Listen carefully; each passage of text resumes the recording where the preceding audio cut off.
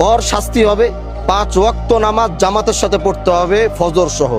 আপনার মেয়েরে আমি সমাজের সামনে আনি নাই, কারণ আমি কোনো মায়ের ইজ্জত নষ্ট করতে চাই না, আমি আমার কোনো বোনের ইজ্জত নষ্ট করতে চাই না। যে অপরাধ করছে আমি সমাজে আইনা দাঁড় করে দিতে পারতাম, আমি মানা করছি, আমি বলছি না, আমি তার আনবো না। আপনার মেয়ের ইজ্জত আমি নষ্ট করি নাই, চাইলে আমি এখানে ওরা দাঁড় করে দিতে পারতাম।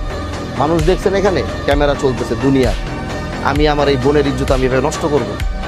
সে ভুল করছে। আমি এটাই বুঝাইতে চাইছি যে প্রকৃতভাবে দ্বিতীয়বার, আল্লাহর কসম করে বলতেছি, দ্বিতীয়বার যদি আমি এইরকম আরেকটা কথা যদি আমি আপনার মেয়ের নামে আর জীবনে শুনবো, এটা তরে শুদ্ধ আমি এখান থেকে খেদাই দিল।